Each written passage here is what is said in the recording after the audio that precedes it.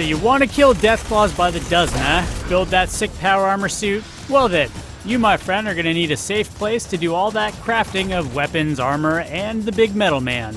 The best way to do that without having your butt chewed off by a radroach is to build a settlement, or 2, or 3. Hell, go wild! Disclaimer, settlements not actually required.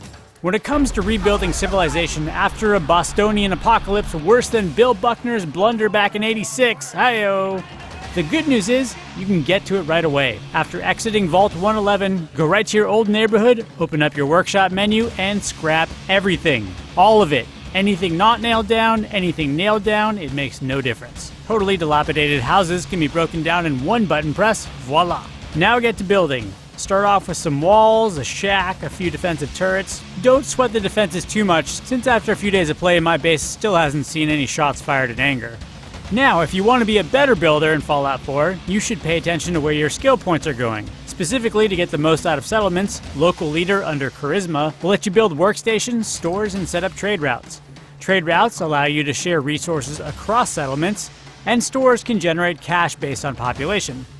To get the most out of crafting, get some stars into Gun Nut to make sure some crazy weapons are available to you, and don't neglect Scrapper, which will give you uncommon components you'll need in spades. At this stage, let's take a quick detour and talk about resources, because it's not such a clear thing at first. Most of the stuff you need for building and crafting comes from that junk section in your Pip-Boy. Yes, keep picking up all that crap in the environment, especially anything adhesive like duct tape. Every time you return to base, go to a crafting station and press Transfer All. Storing junk in your base makes its resource components available for crafting, but only that specific base until you set up trade routes as mentioned earlier.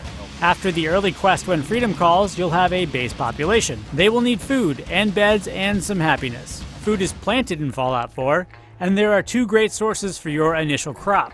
The first one is Drumlin Diner, where you can get some starting seeds. The second is at 10 Pines Bluff, where a small garden is yours for the pilfering. Head back home and plant away. Now plop down a power generator and a recruitment radio beacon and watch your population explode.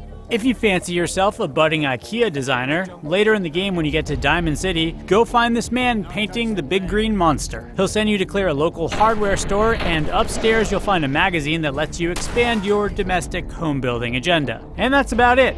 Build walls, get people, keep them happy, set up trade routes, and craft, craft, craft. Oh, and to answer the question you all have of how high, you can build up to 4 stories.